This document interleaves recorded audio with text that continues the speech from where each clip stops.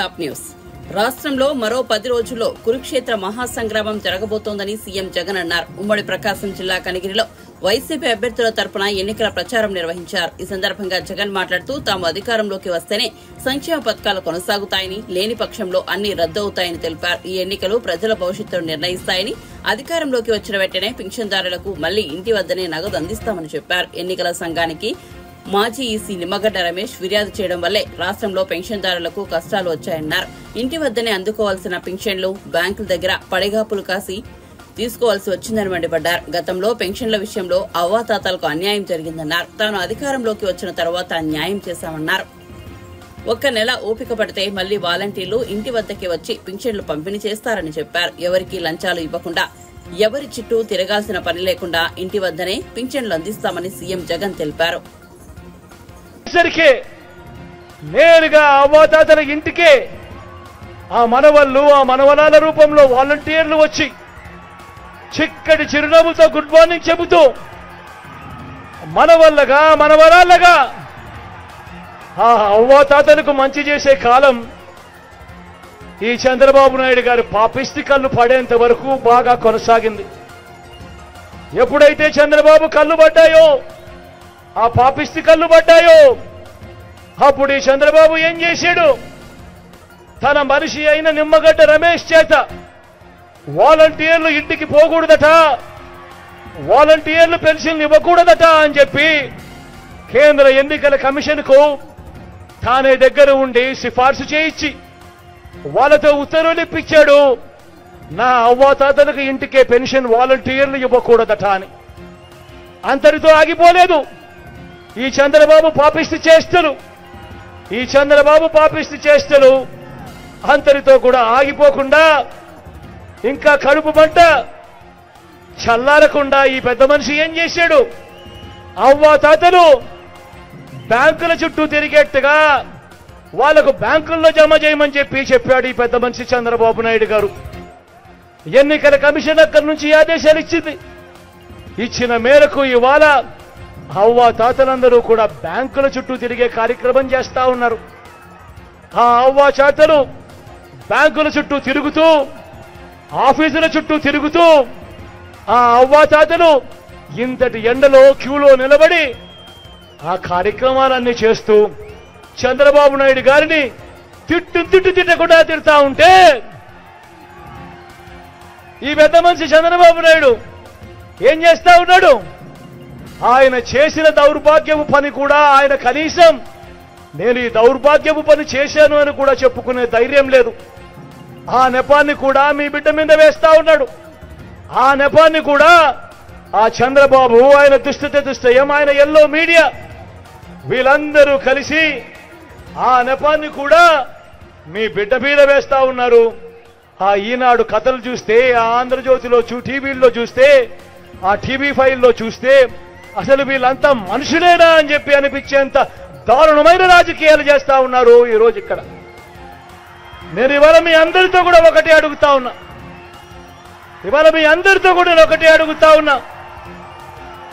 మీ అందరికీ కూడా నేను ఒకటే చెప్తా ఉన్నా. చంద్రబాబు పరిపాలన 14 సంవత్సరాలు మీరు చూశారు. మీ బిడ్డ 58 నెలల పరిపాలన కూడా మీరంతా చూశారు. నేను అడుగుతా ఉన్నా, ఈ 58 నెలల కాలంలో మీ బిడ్డ పరిపాలన మీరు చూశారు. పెన్షన్లు నేరుగా మీ ఇంటికే వస్తా ఉన్న పరిస్థితులు చూశారు. నేను ఇవాళ మీ అందరి సమక్షంలో ఇదే పెద్ద మనిషి చంద్రబాబు నాయుడు గారు నిలదీస్తూ అడుగుతా ఉన్నా. 14 ఏళ్లు చంద్రబాబు నాయుడు గారి పరిపాలన చేశాడు. 3 సార్లు ముఖ్యమంత్రిగా తాను చేశాను అని చెప్పుకుంటాడు. నేను అడుగుతా ఉన్నా, ఈ 14 సంవత్సరాల కాలంలో ఏ ఒక్క రోజైనా కూడా ఈ పెద్ద మనిషి చంద్రబాబు నాయుడు అవ్వాతాతల మీద ప్రేమ చూపించడం కానీ, అవ్వాతాతల కష్టాన్ని చూడడం కానీ, ఆ అవ్వాతాతలకు తోడుగా నిలబడాలని ఏ ఒక్క రోజైనా కూడా అవ్వాతాతలకు ఇంటికే పెన్షన్ పంపించినాడా అని అడుగుతా ఉన్నాను మీ అందరి కరపంలో. గట్టిగా 2 చేతుల పైకి ఇలా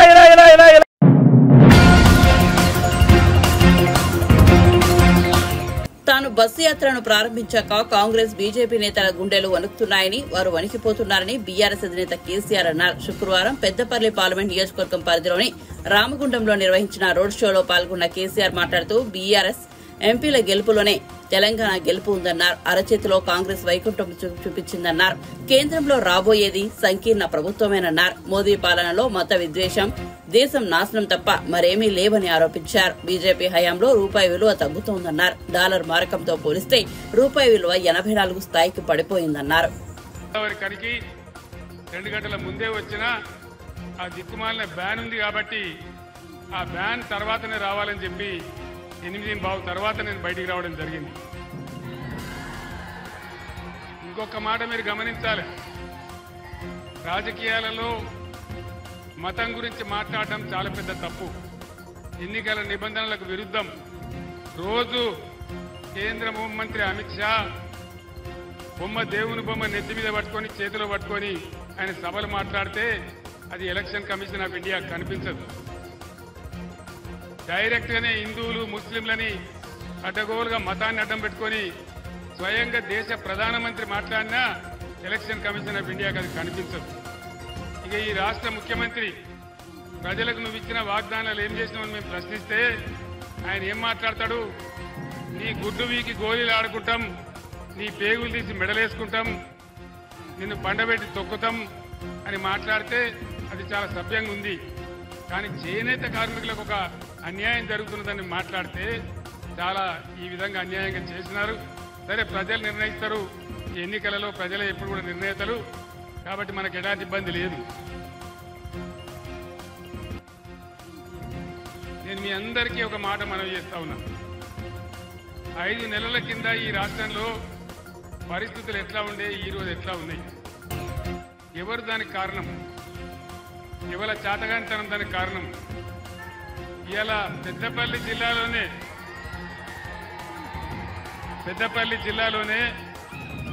50,000 ఎకరాలకు పైగా పంట పొలాలు ఎండిపోయినాయి. ఇప్పుడే ఎమ్మెల్యేలు మనోహర్ రెడ్డి గారు కానీ ఇంకా మిత్రులు కానీ ధర్మపురి ప్రాంతం వాళ్ళు కానీ నాకు చెప్తా ఉన్నారు, 50,000 ఎకరాలకు పైగా పంట పొలాలు ఎండిపోయినాయి. ఎవరు దీనికి కారణం? గత 10 ఏళ్లలో ఎప్పుడైనా ఎండిపోయినాయా? పోయిన 10 ఏళ్లలో పొలాలు ఎండినాయా తెలంగాణలో? మరి ఈరోజు ఎందుకు ఎండుతా ఉన్నాయి? దయచేసి మీరు ఆలోచన చేయాలి. గత 9 సంవత్సరాలలో కరెంటు కోతలు లేవు, కడుపు నిండా కరెంటు ఉండేది. మరి ఈరోజు కరెంటు కోతలు ఎవరు పెట్టినారు? వినబడతలేదు. జై కాంగ్రెసా? ఇలా కరెంటు కోతలు స్టార్ట్ అయిపోయినాయి. పక్కనే గోదావరి ఉంటే తెలంగాణ ఉద్యమ సమయంలో నేను చాలాసార్లు గోదావరి కనుక వచ్చిన. గోదావరి కన్నించి పోయి పైకి ఆదిలాబాద్ పోయేది, మళ్ళీ ఇటు వచ్చేది. పైసా వేయాలి గోదావరిలో అంటే నీళ్లు వెతికి వేసేది. అటువంటి గోదావరిని సజీవ గోదావరి చేసి బ్రహ్మాండంగా ఎన్ని రోజులు గోదావరిలో నీళ్లుండనో, మనకు ఎంత మంచిగా మంచి నీళ్లు వచ్చినాయో అవన్నీ కూడా మీరు చూసినారు. గోదావరి కన్లో గత 6-7 సంవత్సరాలుగా పుష్కలంగా ప్రతి ఇంటికి మంచిగా ఇళ్లలో నల్లా పెట్టి, పేదవాళ్ళు అయితే రూపాయికి నల్లా కనెక్షన్ ఇచ్చి ప్రతి ఇంట్లో కూడా నల్లా ఉండే ప్రతిరోజు నీళ్లు వచ్చేది. ఈరోజు ఎందుకు 2 రోజులకు ఒకసారి దినం తప్పి దినం వస్తూ ఉన్నాయి? ఎందుకు మురికి నీళ్ళు వస్తూ ఉన్నాయి? దీనికి కారణం ఎవరు? దయచేసి మీరు ఆలోచన చేయాలి. కాంగ్రెస్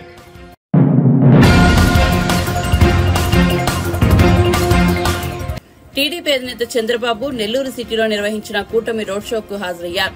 ఈ రోడ్ షోలో చంద్రబాబుతో పాటు జనసేనాని పవన్ కళ్యాణ్ కూడా పాల్గొన్నారు. రోడ్ షో అనంతరం నెల్లూరులో ఏర్పాటు చేసిన సభలో చంద్రబాబు ప్రసంగించారు. పవన్ కళ్యాణ్ ఇక్కడే తిరిగిన వ్యక్తి అని, పవన్ కు నెల్లూరులో గల్లీ గల్లీ తెలుసు అని వెల్లడించారు. తనకు తిరుపతిలో ఎలా ప్రతి గల్లీ తెలుసో పవన్ కు కూడా నెల్లూరులో ప్రతి చోటు తెలుసని, ఇదే విషయాన్ని పవన్ కు కూడా చెప్పానని వివరించారు. సభకు విచ్చేసిన యువతను చూడగానే పవన్ కు బాల్యం గుర్తుకొస్తుందని అన్నారు. ఈ సందర్భంగా చంద్రబాబు తన ప్రసంగాన్ని కొనసాగిస్తూ చరిత్ర తిరగరాసేందుకు నెల్లూరు తిరగబడిందని పేర్కొన్నారు. ఇక్కడే చదువుకున్నారు, ఈ సెంటర్ లో మొత్తం తిరిగారు. నెల్లూరు గల్లీ గల్లీ తిరిగిన వ్యక్తి పవన్ కళ్యాణ్ గారు.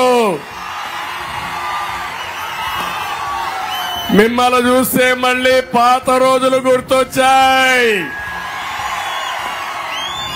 నేను అదే వారితో మాట్లాడినప్పుడు ఒక మాట అన్నాను. నాకు తిరుపతిలో గల్లీ గల్లీ తెలుసు, మీకు నెల్లూరులో గల్లీ గల్లీ తెలుసు. అది ప్రత్యేకతని ఇప్పుడే చెప్పాను. తమలో మీ ఉత్సాహం చూస్తా ఉంటే సింహపురి తిరగబడింది, చరిత్ర తిరగరాయబడుతుంది.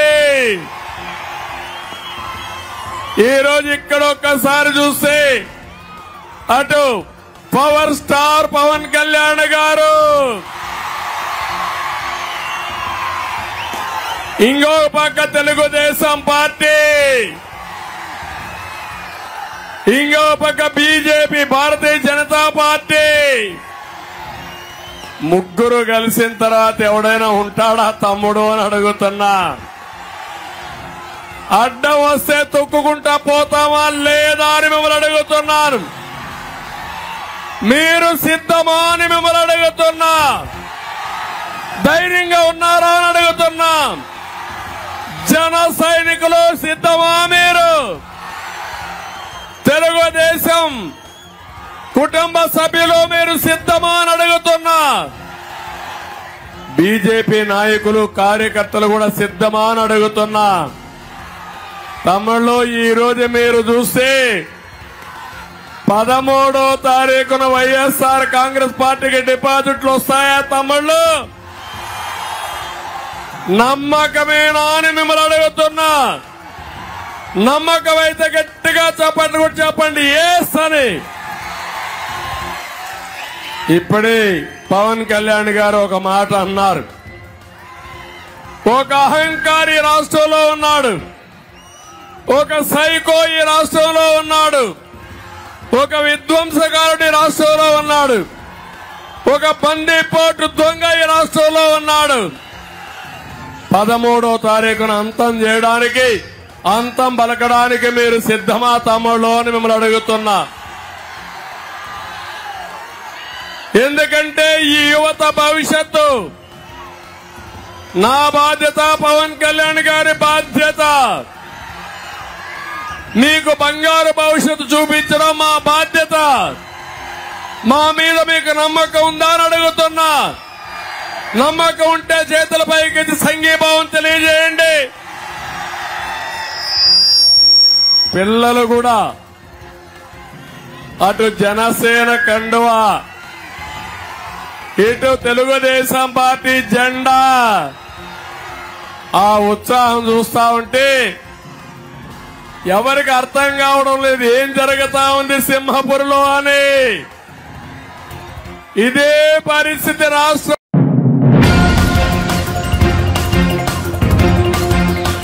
నెల్లూరు నగరంలో కూటమి ఆధ్వర్యంలో భారీ రోడ్ షో నిర్వహించారు. అనంతరం నిర్వహించిన సభలో టీడీపీ అధినేత చంద్రబాబు నాయుడు, జనసేన పార్టీ అధ్యక్షుడు పవన్ కళ్యాణ్ పాల్గొన్నారు. ఈ సందర్భంగా పవన్ కళ్యాణ్ ప్రసంగిస్తూ నెల్లూరులో ఇంతటి ఘన స్వాగతం లభించిందని ఊహించలేదన్నారు. తాను ఇక్కడే దర్గామిట్టలోని సెయింట్ జోసెఫ్ స్కూల్ వీఆర్సీలో చదువుకున్నానని వెల్లడించారు. ఆ సమయంలో 2 అంశాలు నేర్చుకున్నానని, పార్టీ పెట్టడంలో ఆ అంశాలు సహాయపడ్డాయని తెలిపారు. 1 దేశభక్తి, 2 తప్పు జరిగితే పుచ్చలపల్లి సుందరయ్యలా బయటకొచ్చి గొంతు విప్పి మాట్లాడడం అని వివరించారు. నెల్లూరులో ఫతేఖాన్పేట, మూలపేట, సంతపేట, రంగనాయకులపేటలో తిరిగానని వెల్లడించారు. ఇక్కడ నా హృదయపూర్వక నమస్కారం. మబ్బుల్లో పరిగెత్తే పిడుగుల్లాంటి జన సైనికులకి, వీర మహిళలకి, యువతకి నా హృదయపూర్వక నమస్కారాలు. నేను ఆరాధించే కవి, నేను అనుక్షణం గొంతు ఆయన కవితల్ని నా గొంతులోంచి పలికించే కవి, పేరుకి గుంటూరైనా, గుంటూరు శేషేంద్ర అయినా, పుట్టింది నెల్లూరులో. అలాంటి శేషేంద్ర గారు ఇదే ట్రంక్ రోడ్లో మన ఫతేఖాన్పేట నెల్లూరు నుంచి మా అమ్మమ్మ గారి ఇల్లు మూలాపేటలో కానీ, స్టోన్ హౌస్ పేటలో కానీ మా బంధువులందరూ ఇందరికి నడిచెళ్ళేటప్పుడు నేను ఒకటి ఆలోచించేవాడిని, నాకు ఏమవ్వాలి పెద్ద అయితే తెలిసేది కాదు. ఏమవ్వాలి అప్పటికి అన్నయ్య చిరంజీవి గారు ఇంకా పెద్ద హీరో కూడా కాదు. ఇది నేను చెప్పేది 6th 7th లో. ఇందాక ఎత్తుకుతున్నా నేను పెరిగిన నెల్లూరు ఎక్కడా ఈ భవంతుల మధ్యలో వెతుకుతా ఉన్నా, కనిపించలా. ఇందాక ట్రంక్ రోడ్ వచ్చి శ్రీరామ డిపో చూడగానే గుర్తొచ్చింది, ఓ ఇది నేను పెరిగిన నెల్లూరు అని. నేను ఎందుకు చెప్తున్నానంటే, చిన్నపాటి ఆసరా మనకి ఇంట్లో ఒకళ్ళు కూర్చొని అన్నయ్య చిరంజీవి గారి కంటే కూడా ముందు నెల్లూరులో మన మేనిఫెస్టోలో ప్రత్యేకించి చంద్రబాబు గారు ప్రతిపాదించింది ఆర్య వైశ్య సమాజానికి సంబంధించి మనకి కన్యక పరమేశ్వరుని వాసవి తల్లిని ఆత్మ బలిదానాన్ని మనకి అధికార దినోత్సవంగా ప్రకటించుకుంటామని. అలాంటి వైశ్య కులానికి చెందిన, నాకు తెలియదు, నా స్నేహితుడు నాకంటే సీనియర్, ఇదే ట్రంక్ రోడ్లో భవానీ బుక్ సెంటర్లో ఒక పుస్తకాల షాప్ ఉండేది. శ్రీరామ బుక్ డిపోలో నాకు దొరకని సోషల్ ఈ సైన్స్ కోసం కావాల్సిన అసైన్మెంట్స్ కోసం అన్ని ఎత్తుకుతా ఉంటే భవానీ బుక్ సెంటర్కి వెళ్తే నాకు ఇచ్చాడు. అంటే ఒక వ్యక్తి నాకు ఎంత అండగా నిలబడ్డాడంటే, ఈ రోజు నేను బలంగా పొలిటికల్ పార్టీ పెట్టగలిగి దశాబ్దం నుంచి పార్టీ పెట్టి నడపగలుగుతున్నానంటే ఒకళ్ళు నాకు ఇచ్చిన జ్ఞానం. ఏం చేయలేదు నాకు, నా పుస్తకాల షాప్లో నువ్వు చదువుకో ఫ్రీగా అని. నేను కాలేజీకి వెళ్ళా, మధ్యాహ్నాలు పుట్టిన విఆర్ కాలేజ్, ఇంట్లో కాలేజీకి అని చెప్పి వెళ్ళి పుస్తకాల షాప్లో కూర్చొని అన్ని పుస్తకాలు తిరిగేసేవాడిని. Politics, social, history, political science అన్ని చదివేవాడిని. ఆ జ్ఞానం నాకు ఎంత ఉపయోగపడిందంటే, ఇంటర్మీడియట్ పాస్ అవ్వడానికి ఉపయోగపడలేదు, కానీ మీకోసం ఇక్కడ రోడ్ల మీదకి వచ్చి ఒక గూండా ప్రభుత్వానికి, ఒక గూండా గర్దీ చేసే రాజకీయ నాయకుడికి ఎదురు నిలబడటానికి దమ్ము చేయూతనిచ్చింది. నేను ప్రత్యేకించి పెట్టి పొట్ల నేను చెప్పదలుచుకున్నది ఇక్కడ ఉన్న యువత అందరికీ, ఎవ్వరు కూడా పెట్టి పుట్టరు. మనల్ని మనం ఎలా మలుచుకుంటామో. చిన్నప్పుడు మా నాన్న ఫతేగన్పేట మాకు అక్కడ ఉండేటప్పుడు మా నాన్న ఒక మాట చెప్పేవాడు,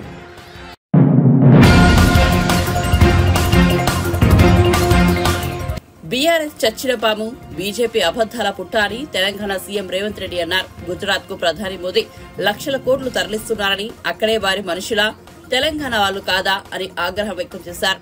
ధర్మపురి కాంగ్రెస్ జనజాతర సభలో పాల్గొన్న ఆయన మాట్లాడుతూ, ఇందిరాగాంధీ, సోనియా గాంధీ ప్రాతినిధ్యం వహించిన రాయ్ బరేలీ నియోజకవర్గం నుంచి రాహుల్ గాంధీ నామినేషన్ వేశారని, ఈ నామినేషన్ కార్యక్రమంలో పాల్గొనడం తనకు సంతోషంగా ఉందన్నారు.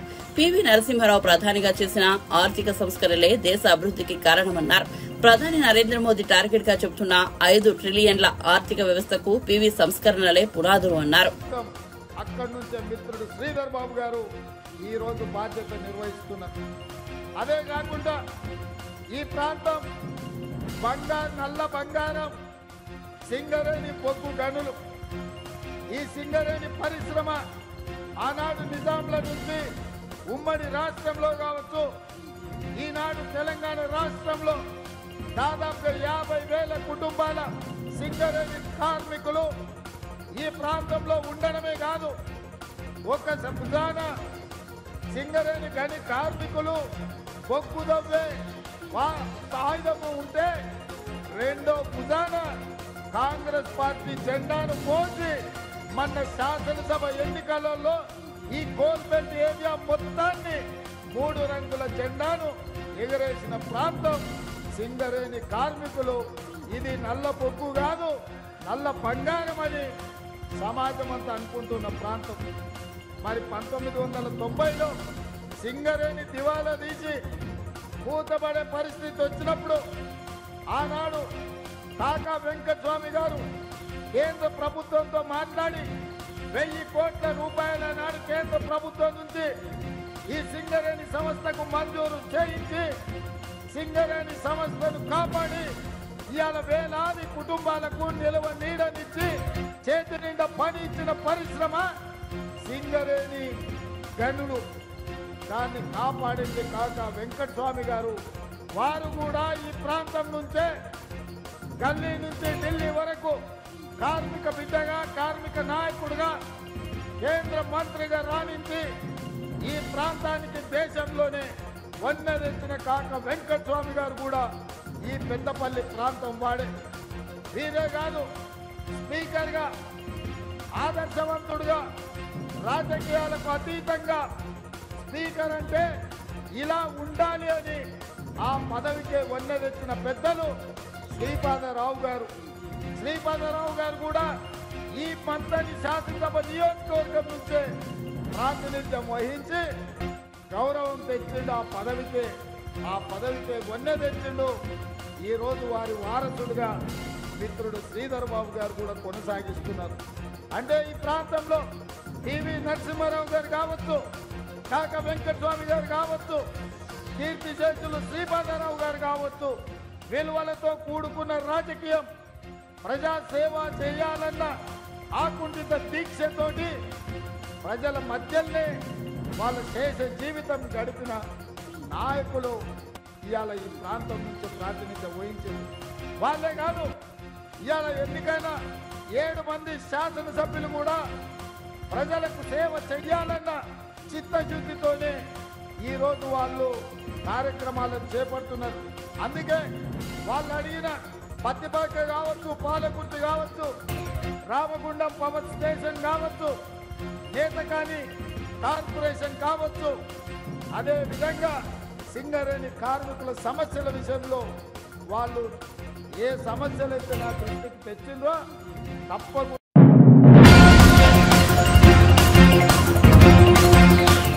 2 లక్షల రుణమాఫీ చేస్తానని రేవంత్ రెడ్డి ఆంధ్రదేవుల మీద ఒట్టివేసి చెబుతున్నారని, ఒకవేళ చేయకపోతే కనుక ఆయన తన సీఎం పదవికి రాజీనామా చేయాలని, రుణమాఫీ చేస్తే తాను ఎమ్మెల్యే పదవికి రాజీనామా చేస్తానని సిద్దిపేట ఎమ్మెల్యే హరీష్ రావు మరోసారి సవాల్ చేశారు. 6 గ్యారంటీలు సహా అన్ని హామీలు నెరవేరిస్తే కనుక తాను రాజీనామా చేసి మళ్లీ పోటీ కూడా చేయనున్నారు.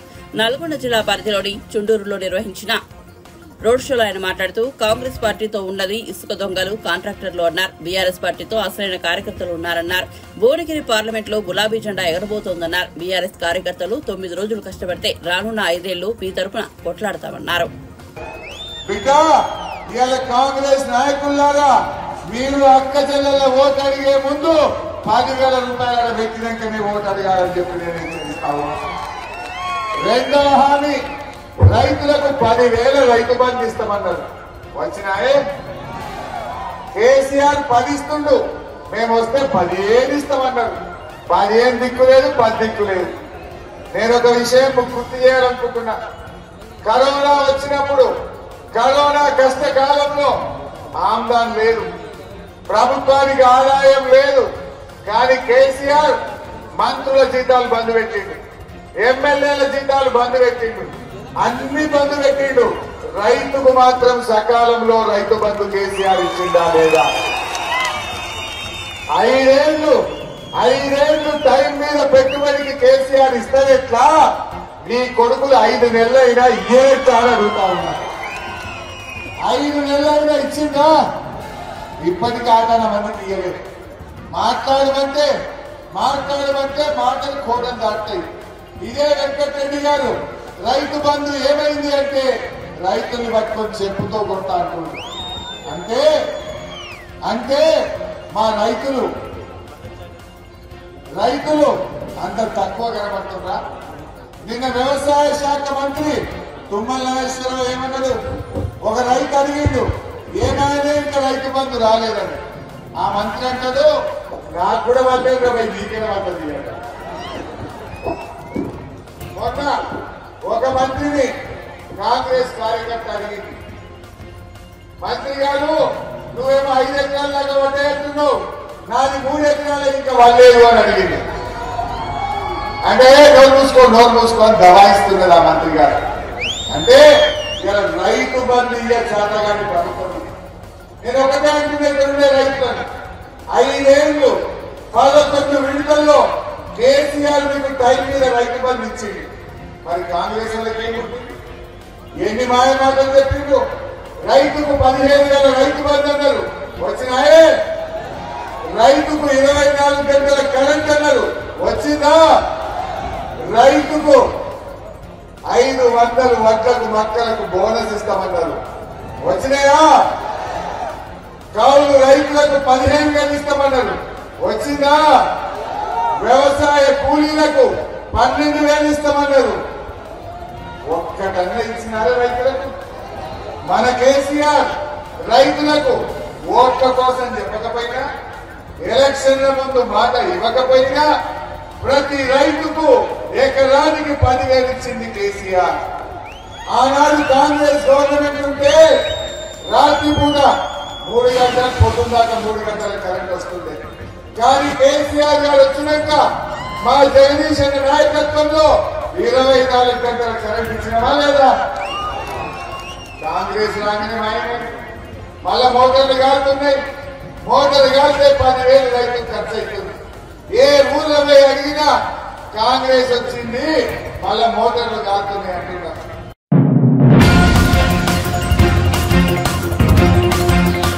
మచిలీపట్నం ఎమ్మెల్యే పేర్ని నాని తనయుడు వైసీపీ అభ్యర్థి పేర్ని కిట్టుపై హత్య కేసు నమోదైంది. మచిలీపట్నం 8వ డివిజన్లో నివాసం ఉండే జనసేన నాయకుడు కర్రీ మహేష్ ఇంటిపై దాడి చేసిన కేసులో ఆయన్ను ఏవన్గా పోలీసులు కేసు నమోదు చేశారు. పేర్ని కిట్టుతో పాటు వైసీపీ నాయకులు చిలకలపూడి గాంధీ, చిలంకుర్తి వినయ్, సీనయ్య, ధనబాబు, లంకే రమేష్ పైన పోలీసులు కేసు నమోదు చేశారు. పేర్ని కిట్టు మచిలీపట్నం ఎమ్మెల్యే అభ్యర్థిగా పోటీ చేస్తున్నారు. దీంతో మచిలీపట్నం విశ్వబ్రాహ్మణ కాలనీలో ఆయన ఎన్నికల ప్రచారం నిర్వహిస్తూ జనసేన నేత కర్రీ మహేష్ నివాసం వద్ద భారీగా బాణసంచా పేల్చారు. దీంతో నిప్పురవ్వలు మహేష్ ఇంటిపై పడ్డాయి. అయితే అక్కడున్న మహిళలు ప్రశ్నించడంతో పేర్ని కిట్టుతో పాటు ఆయన అనుచరులు రెచ్చిపోయారు. కర్రీ మహేష్ ఇంట్లోకి చొరబడి కుటుంబ సభ్యులపై దాడి చేశారు.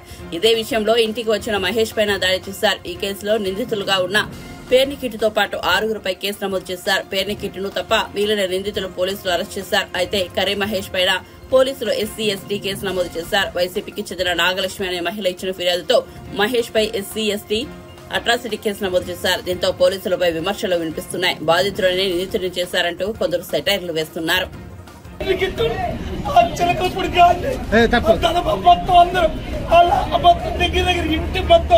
అద్దాలు పగలగొట్టి చిన్న పిల్లలను కూడా చూడకుండా కొడతారా? ఈ అధికారులు చూసుకొని కొడతారు సార్. ఇంకా రాజకీయం వెళ్ళాలి. ఈ అరాజకీయ పాలన ఉంటేనాక వీళ్ళు చేసే ఇది గోడాయేసానికి వీళ్ళ వెనకాల జనాలు ఉన్నారని కారు ఉందని సేంటమ్మకాయ జనాలు తెచ్చి కొడుతున్నారు. మా అత్త మా పెద్దలు మా అత్త మేము లేవు ఇళ్ళ కాడ ఎలా బాధ్యత అలా బాధ్యత బాబు ఇదే సార్. ఇదే వీళ్ళ అరాచకం. మా ఆవిడ ఏం చేస్తుందంటే నేను పెళ్లి చేసుకున్న మా ఆవిడ ఒక్కసారి కూడా టచ్ చేయాలి. ఇప్పుడే ఇలా చేశారండి. రేపు దేనికైనా తెగిస్తారుగా, అసలు మాకు రక్షణ ఏంటి? మరి నా భర్తకి నా పిల్లకి రక్షణ ఏంటి? దేనికైనా తెగిస్తావు లేదా చెప్పండి. మగవాళ్ళు లేనప్పుడు వచ్చేదే బయటికి రండి అంటే అదా వేలకు వచ్చేస్తారండి దౌర్జన్యంగా ఎలా పడగొట్టి అద్దాలు పగలగొట్టి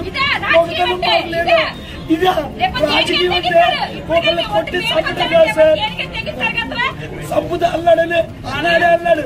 ఆ పేరు నాని గారు ఈ నాడిలో చేపించాడు. చంపేసి పుణ్యం కట్టుకుంటారు.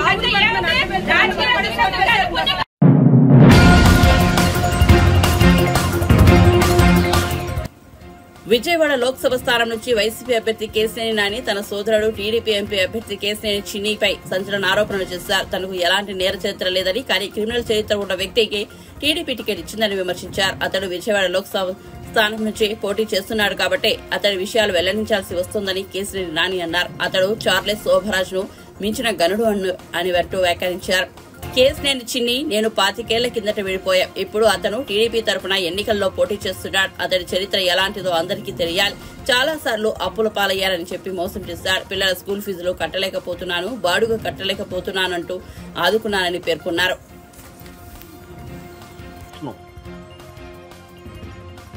అన్ని అతను చెప్పిన 3 వర్షాలు ఈ స్టిక్కర్ మీద పంపించాడు. భార్య పేరు మీద తప్పులు చేయడం ఎందుకు? అంతకుముందు 2014లో ఆయుష్ హాస్పిటల్ దగ్గర ఒక సైట్ ఆక్రమించాడు భార్య పేరు మీద, కేశినేని నాని తమ్ముడు అని చెప్పి. గుంటుపల్లిలో ఒక సైట్ ఆక్రమించాడు. ఇటుపక్క విజయవాడ క్లబ్ దగ్గర ఒక సైట్ ఆక్రమించాడు. నూజివేడ్లో 108 ఎకరాలు 109 ఎకరాలు గవర్నమెంట్ ల్యాండ్ కబ్జా చేయడానికి చూశాడు. ఇవన్నీ నా పేరు చెప్పి, అప్పుడు నేను ఇవన్నీ చేయొద్దు ఇక్కడ నా పేరు చెప్పి నిన్ని వాళ్ళందరికీ ల్యాండ్ వెనక్కి ఇప్పించి తన నా ఆఫీస్కి నా ఇంటికి రావద్దని చెప్పడం జరిగింది. అది నేను చేసిన తప్పు. కాబట్టి నేనేంటంటే ఇవాళ మీరందరూ ఒకేసారి కలుస్తారు కాబట్టి చాలా వరకు కూడా మీడియా అంతా ఇన్నాళ్ళు నేను అనుభవిస్తున్నటువంటి ఒక బాధ. ఎందుకంటే ఏదో నేను ఎంపీగా తప్పు చేసో లేకపోతే ఇంకోటిగా బాధ కాదు. అసలు ఏంటి ఇటువంటి క్రిమినల్ చేరుతున్నటువంటి వ్యక్తికి ఇతని కోసం సరే ఇచ్చుకో నీ పార్టీ నీ ఇష్టం. వ్యక్తికి తెలుగుదేశం ఎన్టీ రామారావు పెట్టి పార్టీ తెలుగుదేశం పార్టీ టికెట్ ఇచ్చి ఎంపీ అభ్యర్థిగా నిలిచోబెట్టిందంటే రేపు విజయవాడ ఫర్ సేల్ పోటీ పెడతారు. నిజంగానే ఏమన్నా తేడా వస్తే విజయవాడ ఫర్ సేల్. కాబట్టి నేను చెప్పేదండి మీ ద్వారా ప్రజలకు కానీ మీకు కానీ నేను చెప్పేదండి ఇటువంటి క్రిమినల్స్ని, ఇటువంటి చీటర్స్ని, ల్యాండ్ గ్రాబర్స్ని, పేదవాళ్ళ దగ్గర డబ్బులు తీసుకుని కొట్టే వాళ్ళని ఒక విజయవాడ ఎంపీ అభ్యర్థి అంటేనే నాకు అది నా కుటుంబ సభ్యుడు అంటే నాకైతే డైజెస్ట్ అవ్వట్లేదు నిజం చెప్పాలంటే. సో మీ అందరూ నాకు చాలామంది ఆత్మీయులు కాబట్టి మీ ముందు మనసిప్ మాడాలి కాబట్టి ఫస్ట్ టైం నేను మనసిప్ మాడుతున్నా. ఇంతవరకు నేను పర్సనల్ మీటింగ్స్లో కూడా నేను జయరాజు గారు వీళ్ళందరూ కలిసినప్పుడు కూడా నేను ఎప్పుడు ఈ చెప్పాను ఎంత డీటెయిల్గా మేము సబ్జెక్టు నా దురదృష్టం అనేవాడిని అంతే. సో ఇటువంటి పరిస్థితుల్లో మిమ్మల్ని ఏదో నాకు ఓటు వేయించమను నన్ను గెలిపించమను అది కాదు. ఉన్న ఫ్యాక్ట్స్ ఏంటంటే మీ ముందు నేను ప్రజెంట్ చేస్తున్నా. దాన్ని ఎవరు ఏ రకంగా తీసుకున్నా చెప్పాల్సిన బాధ్యత ఈరోజు అతను విజయవాడ ఎంపీ అభ్యర్థిగా ఉన్నాడు. చెప్పాల్సిన బాధ్యత నా మీద ఉంది కాబట్టి ఇవన్నీ చెప్తున్నా తప్ప నాకేదో ఓట్లు పెంచుకుందామనో లేకపోతే అతను ఇది చేద్దాం కదా. ఇవన్నీ ప్రతి ఒక్కరు నేను మాట్లాడిన ప్రతి ఒక్కదానికి డాక్యుమెంటెడ్ ప్రూఫ్ ఇది. కాబట్టి మీరు అందరూ అర్థం చేసుకుంటారని భావిస్తూ ఈ అవకాశం నాకు ఇచ్చిన మీ మన ప్రెస్ కౌన్సిల్ అందరికీ కూడా నా కృతజ్ఞతలు తెలియజేస్తూ సెలవు తీసుకుంటాను. ధన్యవాదాలు.